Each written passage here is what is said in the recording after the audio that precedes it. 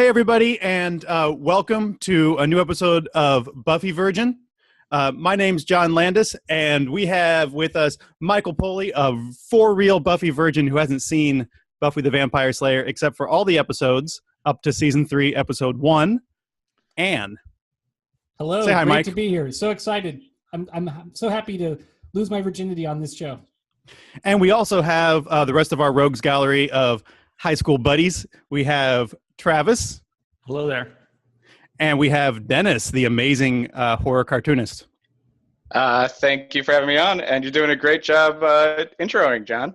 Thanks. This is a new thing we're trying that is in no way filling me with nervous energy.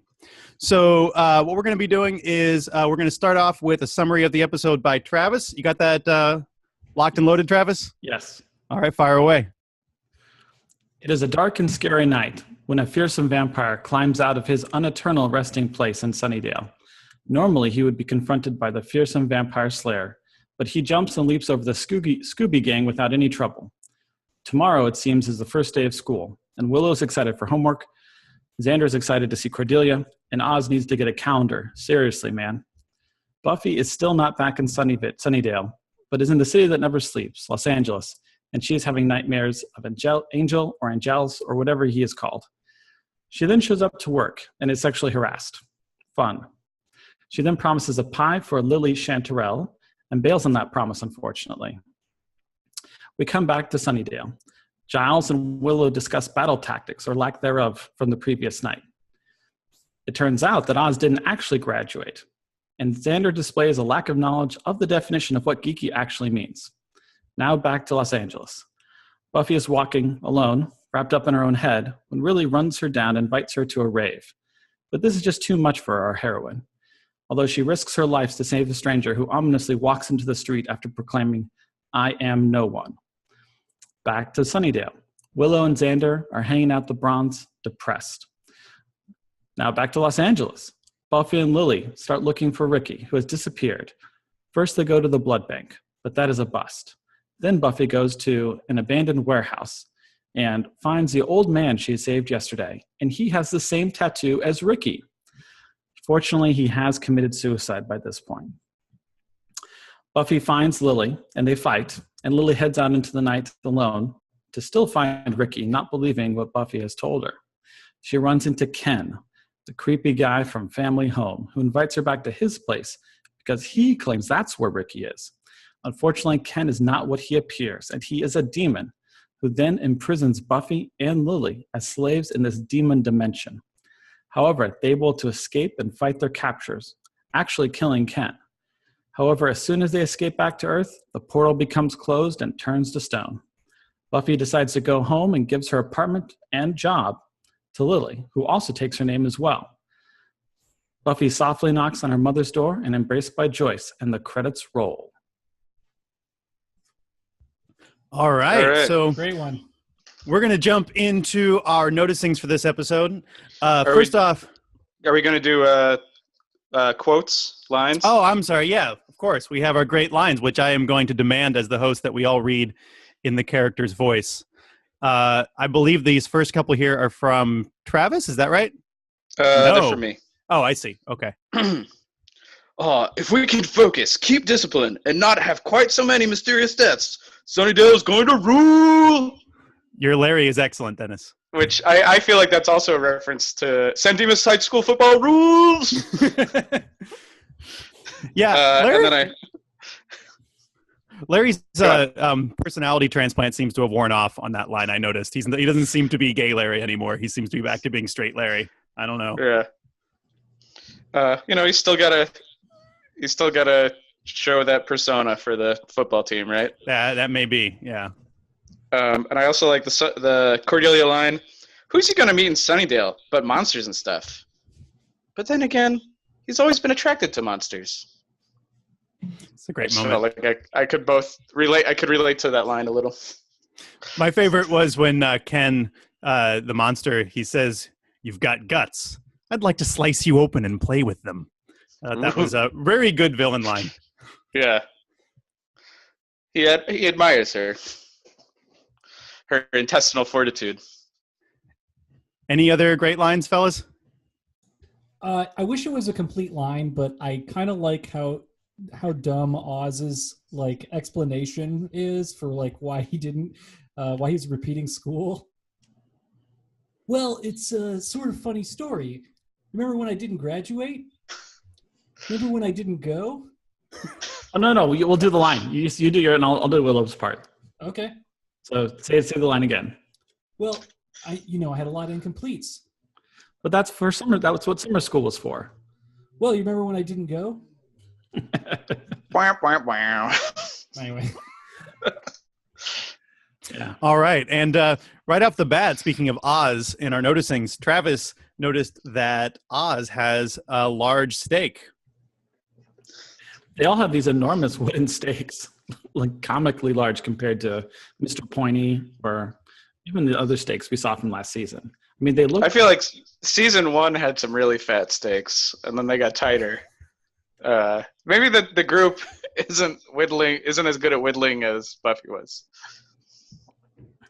I think it's probably like what happens when you put somebody who's an amateur in charge of some professional thing. They just kind of do what they think looks right. So they're like, we have no idea if these stakes are really up to snuff. But it's funny. It's comical. Dennis, what's this thing you're pointing out about Oz's shirt? Oh, it's a cool shirt. It's like got a Peep Show logo. It's like for a Peep Show. It's a cool hipster shirt. I would wear that shirt. I would enjoy it. I thought maybe it was Peep Show the comic when you put that down, but no. Oh, no. It's and, for like a... Yeah, speaking... New Buffy font. Yes, new opening logos. Every time I rewatch this show, I'm always surprised at how long it takes to get to like the Buffy font. Mm-hmm. Like, it always feels so weird to watch. That's 2 full seasons without this correct font. Did you notice it, Mike? So this is the correct font? Okay, I guess I don't have a sense of what's right. Well, how do you feel about it? It feels fine. I don't know. It's an irrelevant detail to me at this point, but I'm glad it makes me feel complete. You don't have the emotional connection to the font that we all have as longstanding Buffy fans? Nope. I try to have as few conversations about fonts as possible, but I can't help it. Really? Yeah. We live different worlds, man. I have like 10 font conversations a week, probably. To me, it looks like Giles is younger in this episode than he was last season. I think he just has like a spiffy new haircut. You don't think they shot this season out of sequence? They could have shot this first and then went back and shot season 1 and 2. That would be a weird concept. I mean, we're not even talking about the unshot pilot. I mean, we're not even going there. Or the unaired pilot. But don't you like a show shot out of sequence where they shoot the last season first with a younger cast, and then they shoot subsequent seasons with older cast members as people age? Kind of like Boyhood, but like more. In reverse, yeah. By the time they get to season 1, they're like, we made some really big mistakes, but we can't go back and fix them. There's supposed to be a movie that Lars von Trier is working on where he shoots one scene every year, and Udo Kier is in it. But it's been it's already like a 15-year sequence already, something like that. So look out for that whenever they all die, I guess. Yeah. It'd be funny if a new show shot a pilot and a last episode. That's what they should do. Is if you're shooting a pilot, you should also shoot the last episode at the same time. It'd be crazy. So Dennis, you noticed some things about the different settings in this episode, right? This weird LA slum versus Sunnydale. You want to talk about that a little bit? Yeah, because we go back and forth a lot between the LA scenes and Sunnydale, and I mean both are dealing with monsters and stuff, but the LA feels like such a more gritty part of the real world, and it really kind of juxtaposes what a magical place Sunnydale is, like what a set it is. I mean, I know everything is shot on sets basically. I think there are some alley scenes that are real, but like LA feels real and Sunnydale doesn't. I totally disagree. I feel like Sunnydale feels way more like a real suburb than this LA feels like a real urban environment. It really feels like the backlot, like drug PSA version of of like an urban environment. Like, well, I know they were shooting on the streets of LA for some cover shots and stuff. Although I think there's a weird mix of like probably catching some like real homeless youths and then actor homeless youths together. LA feels like an 80s Aerosmith music video. I don't think there's a lot of like depth to the LA, but I agree that it's like, it's funny to see the gritty world of LA versus Sunnydale. But I guess, John, you're right about, I agree with the reality. It doesn't feel real. It feels like an exaggerated world, exaggerated bad world, but it's not that bad. But then it might kind of that bad. It might also be like an East Coast, West Coast thing. So like living in Philly, the standard for like how dirty a city can be is pretty high in my mind. So like, I think, LA in general is just cleaner, even the rundown parts of it. Well, I think The Wire has probably displaced everybody's sense of what a terrible city can look like on television. So like, this does feel cleaned up by comparison. And as part of that, Denis, you want to say some stuff about the restaurant that Buffy ends up working in? It's just no Double R Diner. I mean, not that this show owes too much to Twin Peaks compared to like X-Files, but I just can't in my head see like a diner scene from a TV show and not think about Twin Peaks. Yeah, I mean, she gets sexually harassed. It's a gross work environment. I don't know if we have much more to say. Were either of you disappointed that you promised pie to Lily and Ricky and left? Yeah, that bothered me a little. She couldn't have taken. They obviously don't have enough money for pie. They've got like, what is that, like 98 cents? Lily and Ricky are so sad. They're the saddest couple. It's like Lily's just from a sad universe that's so fucked up. I mean, the Sunset So Club, also, Travis, when we watched the Sunset Club episode, you were like, what's her name? What was her name at the time? Chanterelle will return in Angel, but you had forgotten about this episode. So I just wanted to point that out.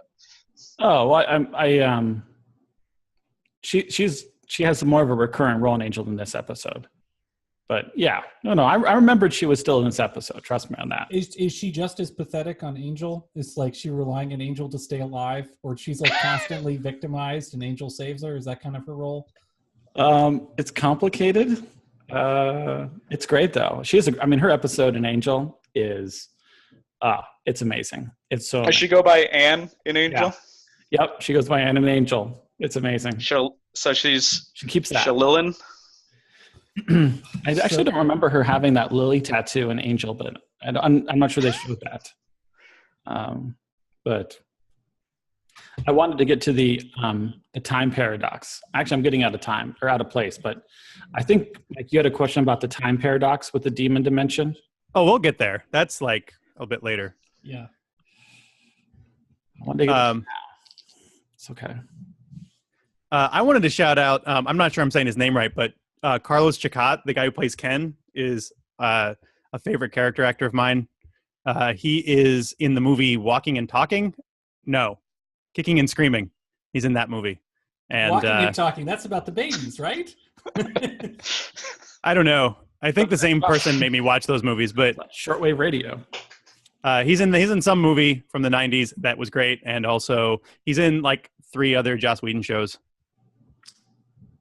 And he's actually amazing. He's in a remake of. He's on in 2 episodes of Psych. I know you guys don't watch that, but he's great in both episodes, and he actually stars in a remake of. It's the only time I've ever seen a TV show that has a remake of an episode from the first season in a TV show. So the first season of Psych, they had an episode, and then 8th season they remade that season 1 episode with different actors, which is crazy. Yeah, he's amazing. Cool. So back in Sunnydale, one of the first things I noticed about the first day of school is that the library is full of people. It seems like there's some kind of event going on. It's the only time people pick up books. Yeah. Giles and actually Willow doing his job, but they don't like really try to keep things on the down low. They just pretty much have their paranormal conversation in front of everyone anyway, as though they're not there. It's so far too late in this world for them to be covering up. Like, right? Like, this is season 3. They've been slaying vampires on school premises for a whole 2 years. Like, the gig is blown, man. It's weird Snyder's not in this episode with all the back to school stuff. He'll return. He'll be here in season 3. You know it. He was on what? He was on Deep Space Nine, right? Yeah. Yeah, he was busy. He's busy on the promenade. He was in outer space. Odo probably had him locked up this episode. At the Bronze, we get a really good 90s generic band. This is a band called Belly Love, which is great, given that the singer has the very classic 90s midriff look. The band is actually called Belly Love. I looked them up. Belly Love is still around. They play shows at least once a year. There's like a Bob Dylan tribute show that they play every year. And their last CD came out in 2007. So if you're a Belly Love fan, you can still get some Belly Love in, I guess. Now, isn't that kind of unfair for them to call themselves Belly Love when there's another better band called Belly, and like they're just so close you might accidentally buy? That's like if you just add a word to a band. Like if I was just Weezerful, and you're like, just like, oh, is this a Weezer? Oh, let me check it out. Like that's a great way to piggyback on another band's success. Yeah, have you heard about my new band, the Super Beatles? It's better than the shitty Beatles. I started a band called Toadies Roadies. We actually do not cover any Toadies songs. Didn't we talk about a band that like had a name similar to Nickelback? Right? Or did we have? Was it just Nickel? Right? Wasn't it just Nickel? We talked about this unfortunate band. Will never come up in a Google search. They're from like a season 1, or I think they were from a season 1 episode, right? Or season 2, I forget. Yeah, I'll have to remember which one this was. But yeah, there was like a band called Nickel. Well, I think they did a good job of doing a thematically appropriate song that emphasized how far away that Buffy has run. It was fun. Yep, and it wasn't Sarah McLachlan bringing us the sadness this ep. I should say one of my favorite quotes was from Xander when he goes, "Welcome to depressing night at the Bronze." That was a good one. Yeah, he's kind of heckling the band, which is weird. Yeah. I still don't get why he and Cordelia, like, oh, they were away on summer break and, then they couldn't connect. That makes no sense. Yeah, I was thinking about that. Like that, it seems like it should be a relatable thing. Like it seems like a thing that would happen in high school relationships. But for that to happen, high school relationships would have to last more than 3 months. So I don't know. And then he's like, "Oh, I'm thinking about Cordelia. What a geek!" It's like that's not what being a geek is. It made no sense. Yeah, that's Agree. a good point. But it's hard to go back to 90s high school. Like, if you go on a trip, you're not really reachable unless you really work at it. And like neither Xander nor Cordelia like really work at that relationship. It seems like it's just like, we're magnets, we can't help it. And like we're in weird situations together. I feel like that could totally happen. It didn't strike me as unbelievable. And I like the weirdness of Xander and Cordelia trying to be cool, and like it was cute. I mean, was it realistic? I think the absence was more realistic in the 90s. Now we're also glued to each other through every device, but I remember feeling that. Like Travis has that legendary time when I went to Turkey. I was gone for 3 weeks. Let's tell this story again. And it destroyed the world.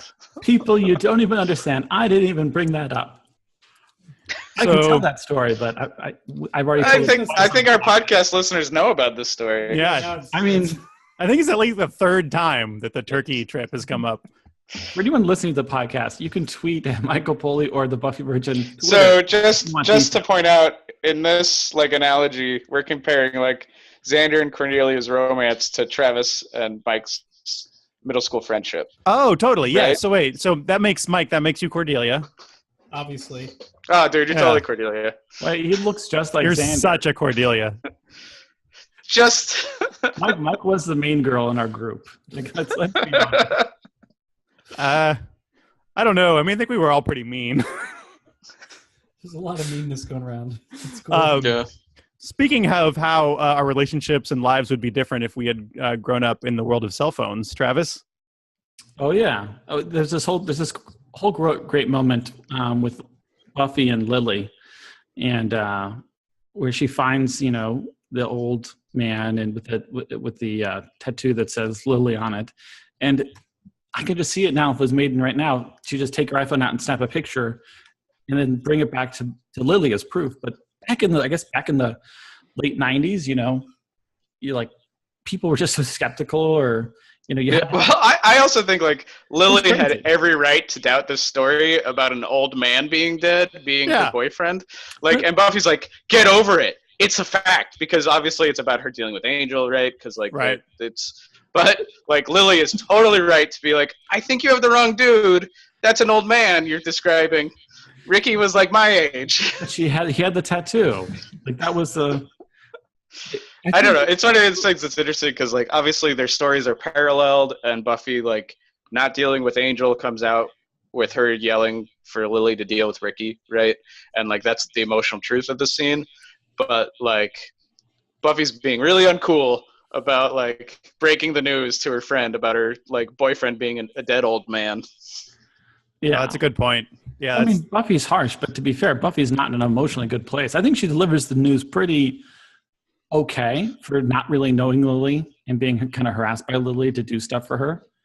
I personally would have liked for the first couple episodes of season 3 for Buffy to stayed in LA longer and done her own thing. It feels like this Lily harassing her. I think there's a lot of fanfic, alternative universe stuff where Buffy never comes back from LA. Well, yeah, I'm not saying never come back. I'm just saying, but I can see where Buffy would be like, if I'm going to be in LA, all I'm is getting harassed by random people. I'm just going to go back home. Yeah, and it's the same people from Sunnydale. It's like it's the same shit, different place. Like, all right, I might as well go back home. Hey, are you that girl? Hey, I was I was running in a vampire cult for a little while. Is that how you guys interpret like what emotionally happens with Buffy in this episode? That she's like, I'm still dealing with being the Slayer. I might as well go back to LA or back to Sunnydale. Is that the emotional arc you interpret? Oh, yeah, just might as well. Like, I'll let Mike answer that first. Yeah. Maybe that's a themes and deeper stuff question. I was just the way you described these things. I was like, that's not how I emotionally interpret this at all. Just answer it now. What do you think, Mike? I mean, it does feel a little bit like that. Like Lily, I would not want to spend much time with Lily and Ricky in that world. Yeah. And like, the Ken guy is such a weird creep, and like that. I mean, it seems like Buffy's living pretty close to the streets. If those are her about to be her friends in that world, like it's pretty lonely and sad. I just think that I personally wanted her to be in LA longer. I was shocked that she came home so fast at the end of this episode. I wanted her to be there longer. It does feel like, more of the same for me. Though I don't know how long. I mean, there's an implication that there's been other vampire attacks when Giles is like looking for her. So she may have been fighting more vampires as well who are drawn to her for whatever reason. So I feel like there's that inevitability of her destiny. Like she can't fight it. But she probably also misses her friends. I don't know. She gets to experience the death of isolation and probably would like to be back with her friends. Yeah, I mean, it's tough. I feel like, she was gone for 3 months. I mean, that's relatively right. So she left at the finals and then comes back right after school starts. We don't get a sense of like how she really passed her time, I feel like, in this episode. We know that she's living kind of hand to mouth. We know that she's got a crappy job. But I guess for me, it would have been better if there was more of a sense of like she had found a community there, or she had actual friends or someone to relate to in those 3 months. But yeah, but I don't think that's why she's in LA. Like, no. But it would help. It helped give me a sense of time passing, I guess, for me to kind of relate to her time, or for me to better appreciate the time she spends. It certainly doesn't do any of it, but I'm not saying it does. But I think it's being gone. I think it just, I do think emotionally I get out of it kind of just a little bit of grief, but it's not really cathartic grief. I think she just kind of I think she kind of just maturely realizes that these are bad things that have happened, and that she's better off going home where people really do care about her. So that's my takeaway. All right. Speaking of things that take you away, Travis, you have some notes here about the portal. Is this the first time we have a true portal? I feel like we've had portals in other episodes. Yeah, well, it's our third portal to a hell, and the third hell, you know.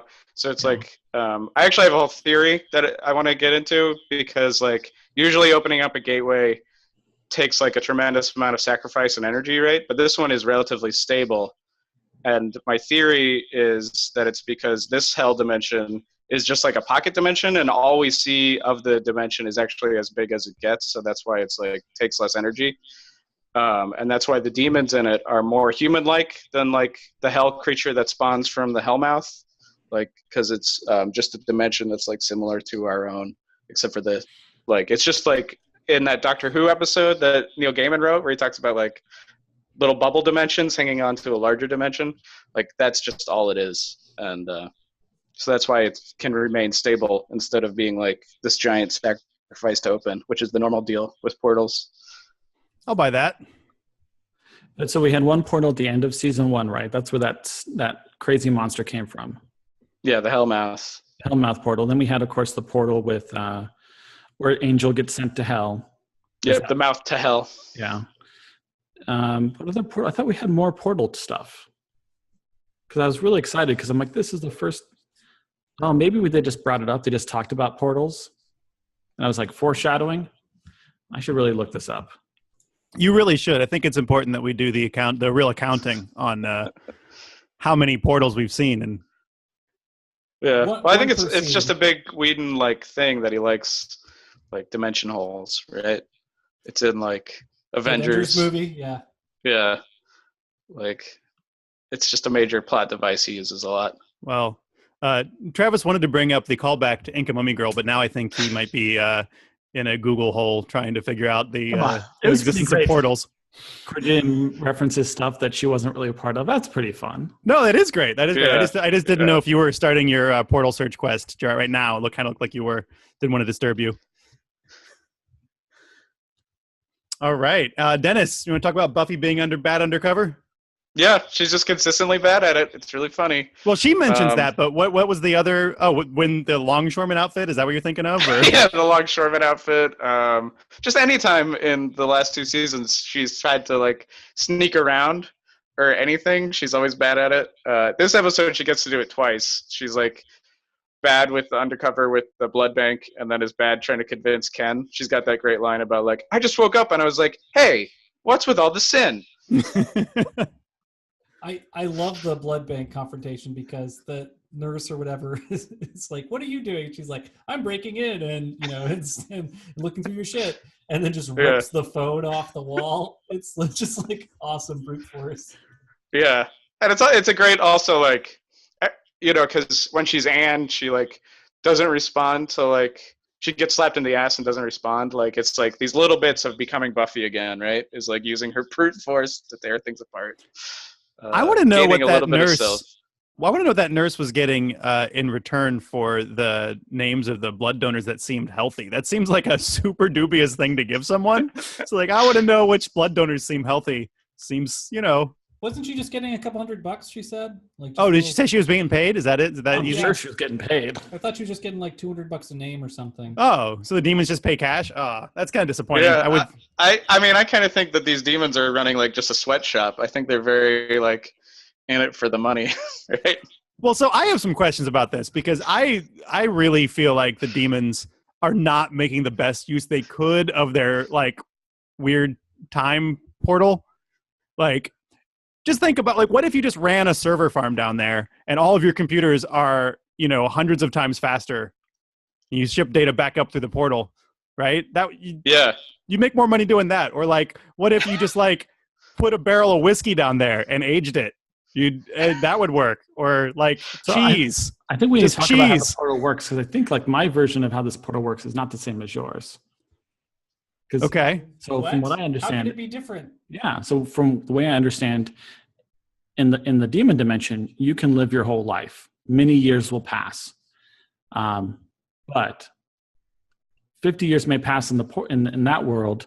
But then when you come back to Earth, only a day has passed. Right. It's so a you hundred. take a barrel of whiskey. It's you 100 put it in years for barrel a day, today. is what 100 years. Ken called it. Yeah, you put a barrel of you take a barrel of whiskey, you put it in the barrel today, right? You throw it down there. You could do that. Yeah, you could do that. You wait 100 years down there with it, or you just wait don't a day. wait with it, and then you pull it back out, and it's the next day you got 100-year-old whiskey. I think that's a great deal. Yeah, you could do it with that. What if you get stuck like halfway through the portal and like your legs age really fast, but the rest of your body doesn't? So, or like you just like you take a computer and you lower it into there with like some Ethernet cable going back up, and you've got like the world's fastest computer. Yeah, I can dig that. I like you're just using this amazing technology to age foods and to make computers faster. I mean, I those also are the think, things like- that I want to do. Buffy and Lily were down there for such a short period of time that they literally could have bumped into each other, bumped into themselves as they came out. Oh yeah, why didn't that happen? That's true.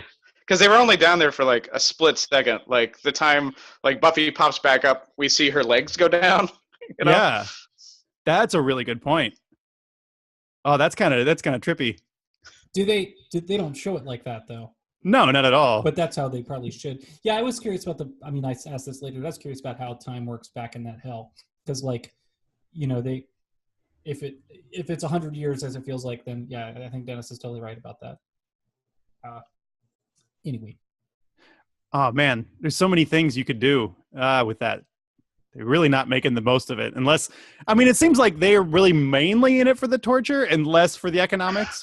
I think that they are building something. We just don't see what their product line is. So I was watching all the work that was doing. There's a lot of rock carrying and a lot of like hitting things, hammering things over anvils, but none of the metal they were hammering was hot. It was just. Maybe they're expanding the universe. Oh. Maybe they're working at digging a hole into like the dimension. Oh, okay. It's sort of like Minecraft, only you really have to do it all. Yeah. All right. But then why the anvil part of it? Why? I agree, John. They're mainly into it for the torture. They're not expanding the universe. This is just to torture humans. They don't have a plan other than that. And they're not generating any energy from it. They don't like people. And this is their people hate factory. I mean, it seems to be a good, if you really hate people, it seems to be a good way to get that done. I like, the whole thing with like, the representation of like homeless people like become anonymous and stuff. So within the Buffyverse, homeless people literally yell, "I am no one," right? Because like I don't know. I just like how blatant everything is in the Buffyverse. And then you find out why. It's because of the drill sergeant torturing people. But like, just anyway. Do you want to talk about the design of the monsters? You have a big note here about that.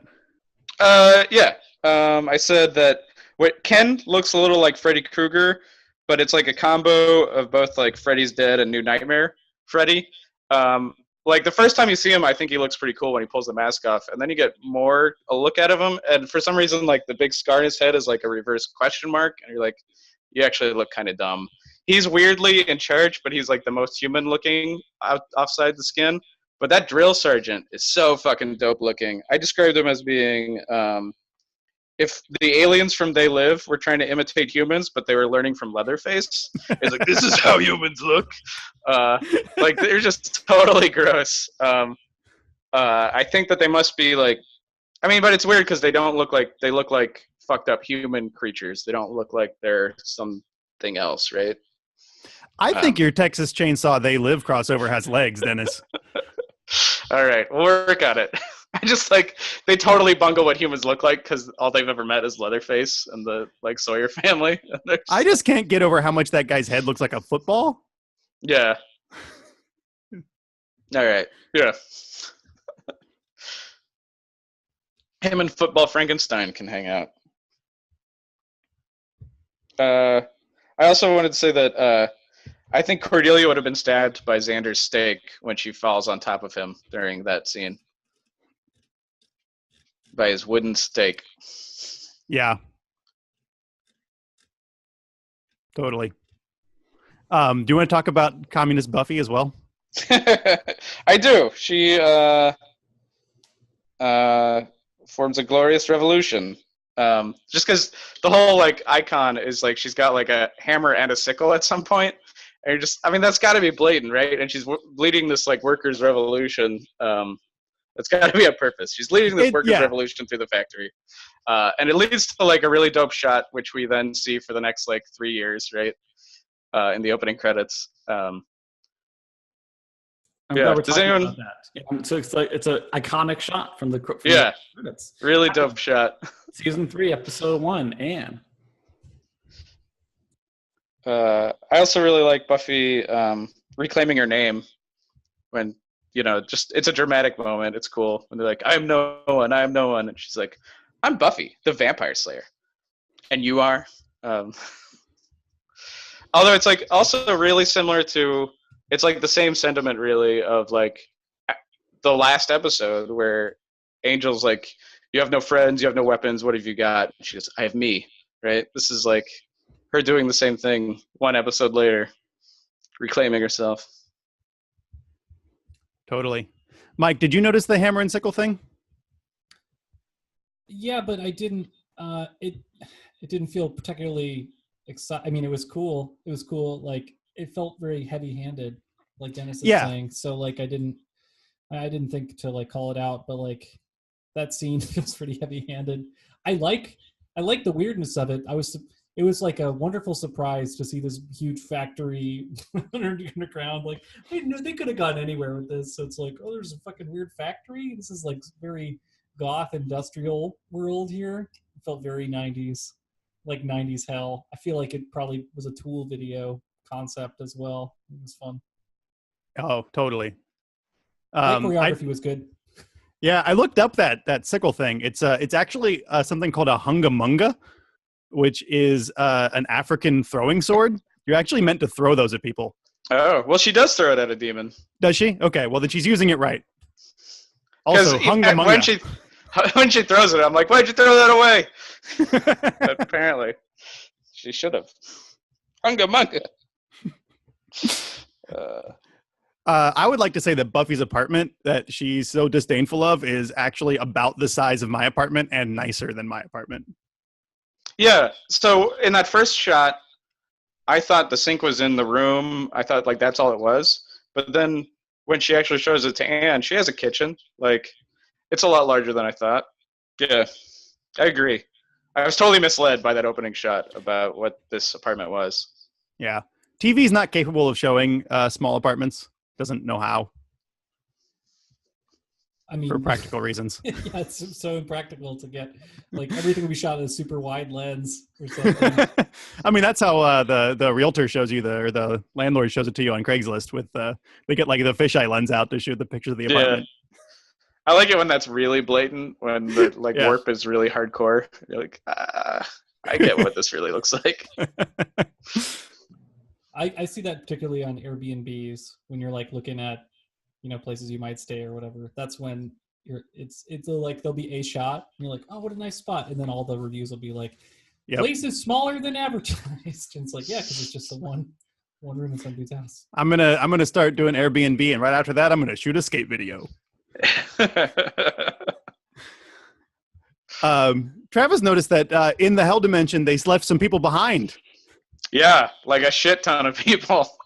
Yeah, like a tragedy amount. I mean, it's crazy. I mean, someone should do some fan fiction about those poor saps. Yeah, they live out 100 years trapped with the demons. It's crazy. And there's no mention, oh man, I feel so bad. There's no acknowledgement that no one else freaking got out. What if the next day Buffy is like, oh shit, I should have saved those people. Oh well, it's been 100 years. Yeah. Too late. It's too late. I guess in fairness, they didn't know that it was going to get bricked up. They might have been planning to go back for them. I noticed they must be bringing people down there in batches because there's nobody who appears to be older than 30 down there. Yeah. Oh, so yeah. It's probably a batch situation. Yeah. I mean, it takes... They're only searching for, the like homeless youth, right? Right. And then you get like one batch a day, and then they're like 100 when you bring them back out. Like, yeah, but the curve on the productivity must be like really decline towards the end of that. You know, like when your entire workforce is in their like their late 70s. It's like time for some new people. that's Also, true. like, you Right, know, just imagine, like, if Ken the Demon was on Earth for like 2 weeks, that's what, 1,200, 1,400 years would pass in his demon dimension.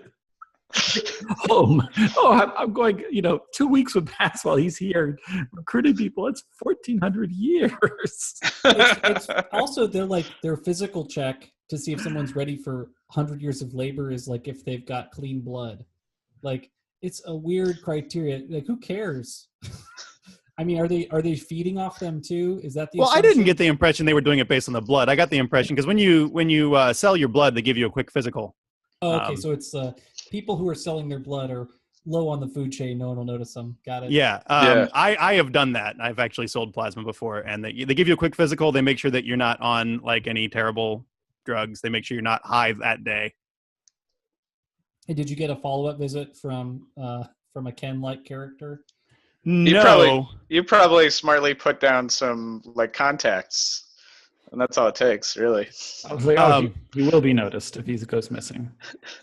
interesting I have to detail check about in with my friend Denis every couple hours, or he calls the cops. interesting detail about the clinic where they buy your plasma is that in the lobby they were showing the movie Megiddo, which is the Left Behind sequel that has Udo Kier in it. So that was kind of weird. That is weird. And this episode made Denis tear up. Anybody else?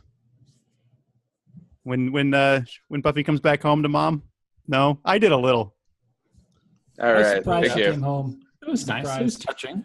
I don't know, family reunions, man. It's very touching. They didn't know if they'd ever see each other again. We didn't talk about how Joyce totally blames Giles for all these problems, which is totally unfair, dumping on him. Yeah, do you want to get into that now? Yeah, that's in the Q section, which we're about to get to. Yeah. All right, let's move along. All right, questions for the group. We're moving on. So, everybody go around, say, what is your made-up alias in hiding name? I'm going to start with Mike. Oh man, probably James Nile. It's my go-to made up. Nice. I knew he was going to say that. I knew it. I thought we were going to do Michael Moley. Too easy to catch Michael Moley, man. All right, Denis. I have two. The joke one is John St. Denis. And then the real one would be Gabriel Stafford, because that was a friend of mine in middle school, and I still know his birth date and stuff. So it would be an easy fake to use. That's excellent. Do you know his social? I don't know his social. I'd have to make up, but I mean, I think always the thing thought you're supposed that to would do be is what like use a social security number for somebody who died, right? Isn't that what they like in Mad Men? Isn't that what he does? Well, that's Yeah. easier. Well, it depends how much you need to use this false identity for. Yeah. If it's just going Travis. into a coffee shop, then that would suffice. What's yours? It'd be probably something TJ something, because nobody calls me TJ. But so I would probably come up with a last name on the fly. But the first name would be TJ. Awesome. TJ Fly. Hey, TJ McFly. That's great. And I'd say no relation, and no one would get the joke anyways. John, can I guess yours? I hope you can, because I can't think of anything. Go ahead. Jack Andy. Yeah, sure, that can be me. Although I think that was a name was applied to me by Travis. Yeah, It's not I'm fine with it. Dave Shit-Eater Jamdas. Yeah, it's definitely not Dave Shit-Eater Jamdas. I don't think I would go. I feel like That one at would least has a history on the internet. Like, you could look him up and be like, oh, he dates back from the 90s. yeah. See, Jack Andy's good. The good lead to lead with. All right. Anybody have any good first apartment stories? That's my next question for everybody. You can no is a reasonable answer. You can be like, I have no good first apartment I stories. have some crazy stories. Not an apartment. It was a room I rented. I lived in this room in a house in it was suburban Amherst. And the lady owned the house and she lived there as well. And there were three other tenants in the same house. And she left for a foreign country for several months. And we ran out of fuel, or we ran out of oil because the house was heated with oil in the middle of winter. And so the house, which is a legit problem in the New England area. New England, yeah, that's how we all warm up. Yeah, it's crazy that we use oil, or I think it's just called oil, right? Heating oil, gas. Yeah, it's crazy. So she was nice, but it was just like, where are you? You've been gone for 2 months. Nobody knows how to attach a new pipe. Well, nobody has like the $600 to pay for the. I'm sure it was more than that, but there was that crazy program in 2004 where Hugo Chavez wanted to give the finger to George Bush and had a program to provide free heating oil to poor Americans. We should have taken advantage of that program. Yeah. All right. It's clearly too late now. Yeah. I don't think that program is. I think it's clearly expired. Let's see. All right. So, do you want to talk about Joyce blaming Giles and whether or not whose side you take on this one? So, Joyce says to Giles that she's not really mad at Buffy for running away. She's mad at Giles because he's had this secret relationship with her, and Buffy has developed into this Slayer person all behind her mother's back, and she says it's Giles' fault. So whose side do you take? Are you Team Joyce or Team Giles on this one? I think even Giles is it's reasonable for you to be upset with me, right? I think it's reasonable to be this adult man has this gigantic relationship with my teenage daughter that I never knew about, and that's fair. But I mean, Joyce did kick Buffy out of her house, and this is to get to the metaphor thing and the real world equivalent. A lot of LGBTQ youth do get kicked out of their house when they come out to their parents, which is what happened in the last episode. And Joyce may be ready to have Buffy back, but Buffy doesn't know that. So I think it's reasonable for Joyce to be upset, with Giles. But she also is responsible for is partially to blame for this, right? That's my take.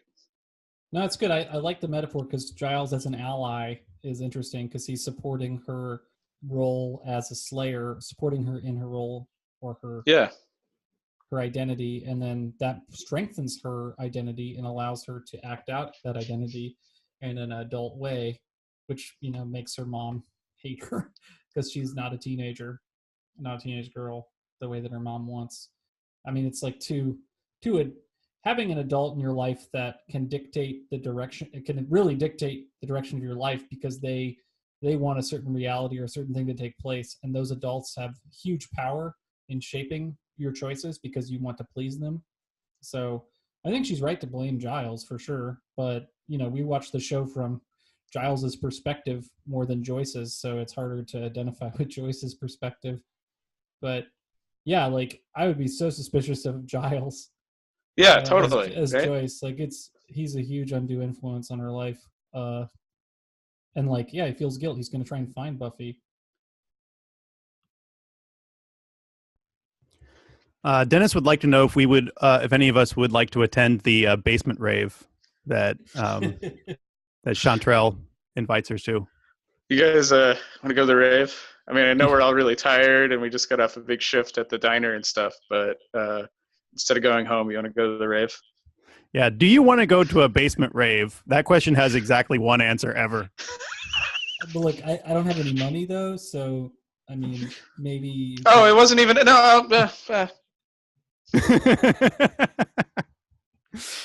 So I didn't go to a basement rave last week, but I did go to the Lovecraft bar in Portland, and I would love to take you all there. It was lovely. It's an amazing goth bar. Hella want to go to the Lovecraft bar. All the art, it just looked like Denis did all the decor. It was great. Is it like the Sunset Club? Yes. It is like that, but with better. It's like better designed and might reference the Sunset Club. Is there a Diego? I don't know what that means, John. What do you mean? Is there a Diego? Diego from Sunset Club. At the Sunset Club, there was They the got Diego. The cake, but he's worried about the rent. He's like, we got a lease. I'm His Diego. His real name was like Marvin or something, but he made everyone call him Diego because it was a cool vampire name. So I don't know what your cool Lovecraftian name would be. Manuel. Only really racist things just popped in my head when he said Lovecraft name. I was like, well, that's a part of the Lovecraft experience is racism. We have a black cat in here. Guess what we call him? Oh dear. So, all right. Mike, I moved your noticing here about the Sunnydale without Buffy over to the themes section. So do you want to talk about that here? Sure. Yeah. So I really enjoy seeing the gangs attempt to slay vampires. It feels like the show, like right away, I felt like the show was on fresh, like it was really fresh, and it was also sure of itself about the direction the show was going to go. And it felt like, it reminded me of the 80s thing Monster Squad, but more fun since the kids are older and they're teenagers. Like Monster Squad is tough because it's like, just like Stand By Me, you have to identify with the younger version of yourself. And it's always a coming of age story. This is like, it's still a coming of age story because like they're trying to work without, in narrative terms it'd be like without their father, but it's without Buffy, without like the strong warrior to like, how do they deal? And it's just really fun. I feel like I've seen this done well in some Batman comics too. There's one like Legends of the Dark Knight where a bunch of kids, like one of their friends is in trouble or sick or something, and they're going to go after trying to like break into Mr. Freeze's place. And like, it's like a world without Batman. Not intentionally, it's just the way the story is written. Batman shows like up in the end or something and rights wrongs. But I like that world a lot because the stakes are high. The stakes are higher. And I feel like I relate to that world as a kid. That feels like how the world feels to me, which is where we're in a world where, your parents are there, but they're not really doing much to protect you. And so everything you're doing is much scarier and the decisions are scarier to make. And so I relate so much more to the gang on that. And so made me like all of them so much. Nice. And I like now Oz is like a permanent member of the group, right? He's in the credits and everything. And seeing him like function as part of the group is great.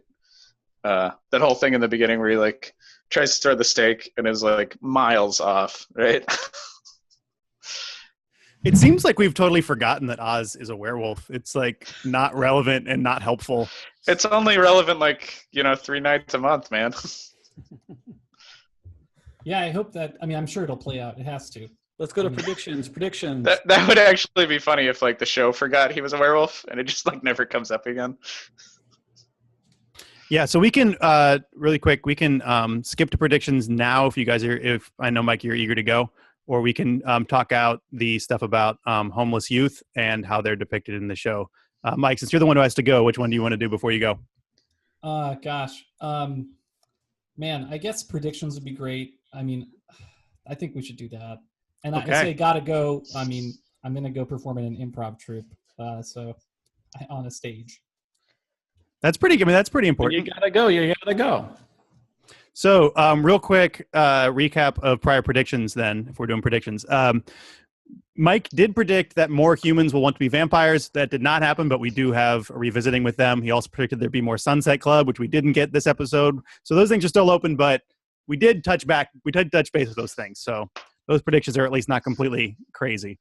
A similar thing that doesn't really solve a prediction, but Mike did predict that Buffy will never get back together with Angel except in her dreams. So she did get back together with Angel in a dream. So that part, but the actual prediction, we don't know if she'll never get back together with him yet. That is remains to be seen. But we have some actual stuff here. Mike predicted that Buffy's runaway from home adventure isn't going to last very long. He gave it 3 episodes or less. And this was like, 0.9 episodes that Buffy spent in LA. So I think that one is confirmed. So that's less than 3. And then right after that, this is really, I think, just in our last episode, Mike predicted that when Buffy is in LA during her runaway episodes, that she will run into Whistler. That clearly did not happen. There was no Whistler in this episode. As much as we all wanted to see Whistler, we didn't get to see Whistler. So that one is denied. So you got one confirmed, one denial from today's episode. Mike, how do you feel about that? No, I'm pleasantly surprised that Buffy got home so quickly. I really did think she would be gone longer than that. But I guess if the school year is going to start with the start of every season, then she's got to get back. Yeah. Since this show is very into the school year as like a narrative driving force here. School's got to start. We got to get back to school. So, new predictions. Sure. So I think Whistler is going to appear again on the series. I don't think we're done with Whistler. This might be foolish, but I think I just want to predict an appearance with Whistler in season 3. I mean, I thought he was going to be a more important character the way he was set up, but Whistler's going to be back in season 3, and he's going to bring some more new characters with him. I don't know who they are, but more people who are like him. We're going to see more Whistler types. Because he can't bring Angel back. Angel's in hell, so he's got to bring some other people with him. Can you be more specific about what a Whistler type is? Like, is it you talking about like? So we haven't really set up the big bad guy for season 3 yet. That hasn't happened yet. So it's clearly on the horizon. It has to happen, and I don't know where it's going to come from. I'm trying to connect Whistler with it because this is exactly the way that season 1 and season 2 kind of were shaping up. Like Angel who appeared briefly in season 1 became the bad guy in season 2. So like, I don't know. Whistler appears to be a good guy now, and I assume he's going to be a good guy, but the bad guy for season 3 is connected to Whistler is my prediction. Just like it didn't totally make sense that he was in season 2 for any reason, except we need it's like an ongoing story. So Whistler's going to bring the bad guy with him somehow, but not directly. I think he's going to have other good guys-ish because he's a good guy, I think. And he'll bring, this is a bad prediction. Whistler's going to appear again. He's going to bring other people with him. Whistler knows the bad guy from season 3, whoever the big bad guy is. Okay, so let me get this straight. So I've got 3 predictions that I'm pulling out of that. Yeah, thanks. Okay. All right. The first one is Whistler will appear in season 3. Yeah. So that's one. We've got Whistler will have a team of heroes / good guys. Yeah, just like the other Slayer, there's going to be another hero that helps out because the gang cannot handle one vampire. They're going to need more people to help out. And then the third prediction is that the big bad for season 3 will be connected to Whistler. Is that in some way? I'm fine with all of these. I think these are all judgeable and good. But one of the things that I've decided that we're doing is I'm going to force you to make a prediction based on a dice roll. Mike, do you have a die handy? No. Okay, well, that's too bad because we're still doing it. I have a dice roll app I could use. Yeah, I've got one open right here, so I'm going to go ahead and click it. Nerds. I'm prepared. So, all right, you rolled, Mike, for your own information. You rolled a 2. All right? Okay. So, Mike, here's your job, okay? I need you to decide who is the most prevalent new character introduced this episode. Oz. He's not introduced this episode. Oh, introduced. Yes. I mean, I guess Lily is pretty prevalent. But she wasn't. I mean, unless you're counting Lily as separate from Chanterelle. Yeah. Yeah, Lily's new name, new character. She's call her now. That's fine. Ken? We can say Ken. Okay. Ken. All right. Now decide, Mike. Will Ken appear again? No. Ken is never appearing again. Want to see my Gandhi impression? All right, so I'm going to put that down. Are you sure about this one, Mike? Yeah. Ken's not appearing again. Why would he appear again? What if she has PTSD about a splatted head? Buffy is not going to remember Ken. Ken is not an issue. Little I know he's going to be the most important character in season 3. No, Ken's done. Season 3 big bad Ken. Old splathead. Okay. All right. So that's predictions. So, Mike, do you need to go right now, or do you have time to circle back around and talk about homeless youth? So the homeless youth thing, this episode deals a lot with homelessness. Dennis asked, how do you think it's handled? And then I also like to add to that detail that it makes the people who run shelters, the people that care about homeless people, creepy. I like it. It turns them into a bad guy. Yeah, that's a really good call, Mike. Like, and I also feel like that's a major thing in like a lot of fiction about like people who are either homeless or mentally disabled, or like, you know, something where it's like the people who in real life are out there trying to help are like demonized, right? Like literally demonized. Like it's the reason, like, I know nobody watched Iron Fist, but it was the reason like I turned off Iron Fist, was like in like the first episode or second, whatever, he gets like put into like a homeless shelter and they start drugging him up, and it's like, oh, it's ruining nobody believes his magical powers and shit. And it was like, man, this is exactly like what like people with mental disabilities think is happening, right? Mm-hmm. Is that yeah, and it does seem like it's like the people who are like most likely to believe a literal thing about this, right, are like being told to fear like authority figures, which, like, as somebody who doesn't like authority too much, right, I like get why you do that from a storytelling perspective. It's fun, but like it's definitely feels dangerous, right, or at least unhealthy. Totally agree. I also noticed that they really seem to be shitting on people who do faith-based work, which is, you know, like, I'm not religious and I, you know, have my own obviously complaints and problems with religion, but I'm not out there helping homeless people, and there are plenty of people doing good faith-based charity work who don't deserve the ire of this episode. Yeah, and like when my brother was homeless, like the faith-based people were people I could connect with, and like, you know, they would let me know when my brother was around and stuff. And he had a lot of paranoia about that, so he didn't visit them too much. But like, yeah, those are people out there like on the streets, like doing the grunt work, right? Yeah, I just wanted to call it out, like you were calling it out here. Like, I think that it's a bad depiction of homelessness, and it like does a disservice to the services that benefit people who are homeless, because it makes them alien to us. Like anything that does that is bad, right? Because like those things all thrive based on people's, you know, on nonprofit status, people donating money and time and volunteer work, and like I'm sure I don't know. I mean, it's also about drugs and how drugs are bad too, and like how using drugs makes you bad, but makes us. But yeah, just calling it out. Did anybody notice how super white this neighborhood is in LA? I mean, I don't really know what to make of that, but there is one not white person in this whole episode that I could find. I mean, I guess they're bucking a stereotype in that way, but it doesn't feel like in a good way. It really feels like erasing. Yeah, I had a problem with that.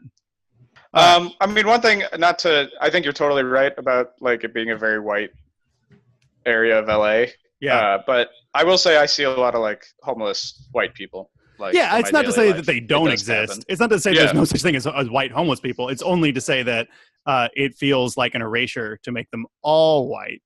Yeah, especially like in California, like, right? A very diverse in California, state. Exactly. Yeah, it did. That feels weird, and it feels like that was done on purpose on some level. And I don't know. I mean, the alternative also would have been to have a lot of like anonymous people of color in this episode who would only be portrayed as background homeless people, and that's the only time we see non-white people in Buffy. Unless, yeah, I mean, I do think like if you're going to LA or something, like make it distinct from Sunnydale, make it distinct that Sunnydale is super white, right? Yeah. And you could do that and then have like Ken be portrayed by like a person of color also, and like other background characters like people at the diner and stuff, not just homeless youth. Yeah. But yeah, I don't think the show was thinking about that. I think the show was straight up just like white, like what race blind. Yeah. Yeah, I think totally agree, because as much as I like that actor Ken, or his name's I just feel like the show's been really white for a long time. Yeah, it was the late '90s. It was the WB. It was I think it was a Fox production company. I mean, I don't understand how actors were chosen at that time anyways. But yeah, looking back, we can definitely see that there was not an attempt for diversity. Yeah, totally. And that's of course the ongoing battle for the television. And apparently the television industry now is doing a really good job at diversity compared to the movie industry, as evidenced by the Emmys versus the Oscars. So that's cool. So definitely progress has been made, but this is definitely back in that era of ultra white, all white sort of protagonists and supporting actors. And yeah, it's that point of view of like that the white character is like the normal. Yeah, well, it's a point of view where there was always 20 to 30% of the U.S. population was minority back then, and now we're non-white, and then I think now it's closer to 40 to 50% is non-white, and then in 10 years, 60% of the U.S. population will be non-white, but it's underrepresented, way more back then. So, yeah, it's an interesting call that we were watching it 20 years after the fact. You'll be like, oh, I forgot how underrepresented minorities were on television. Yeah. Oh, you know what? I also had another thing about the LA streets I forgot earlier. Is I think some of the shots, some of the like second unit shots, are those used on the credits for Angel? One of the locations looked really familiar. Buffy's apartment, looking out over the apartment, looked really familiar, but I couldn't place it. There was like a specific shot of like a homeless guy like on the streets that I think is in like the Angel, like at least season 1 credits. I don't know. I'll have to rewatch season 1. Sounds like. What a burden for you! Oh no, the episodes. Because it maybe will show up in this opening credits on the final episode of season 1 of Angel. You never know. Yeah. Until you rewatch it. All right, Denis, do you want to talk about Buffy and literalness? Oh, I was just saying, like this show is so funny with its like taking its metaphors so literally, right? And that like Buffy at the end of season 2 sends her boyfriend to hell, and like part of her processing that grief is that she literally goes to hell also. Like, I don't know. It's just funny to me how like, I mean, it's a thing I like about this show, but how like, they never met a metaphor they couldn't just hit with a hammer, right? Yeah. I also love that about Buffy. That is a wonderful thing about it. Okay. Let's see. You want to do a kill count, Denis? Yeah, this episode's kill count is a little hard because, strictly speaking, 1 human, 1 vampire, and I think 3 demons die. But, like, who knows how many humans, like, there was at least one other homeless woman going, like, I'm no one. And who knows how many got locked up in, like, the sped-up dimension for eternity. So, from that 3-ish, and even that's a little, like, I don't know how many demons she really killed in her fight and versus knocked out. I'm gonna exaggerate it to like actually 100 humans and 100 demons. All right. So very high kill count this episode. Kill count a lot. Yeah. All right. Do you have any good recommendations for us? Yeah, you know what? I'm not doing any deep cuts for this. I think this episode, both like visually and like thematically, is so similar to They Live. Like you just have to like call that They Live. Like especially the opening shot where it's the opening of They Live when it's clearly about like the economic crisis causing homelessness and stuff. And then that's caused by fucking monsters with like creature face, you know? And I think I might have already recommended this on the show a couple times, but Hellbound, aka Hellraiser 2, because like they go into hell in that movie. And it's got a bunch of Cenobites, which are pretty similar to the like demons we see this episode. Yeah, I thought about that too. Football head seems like he could be a Cenobite. Yeah. Like it's like Pinhead and also football face. Like,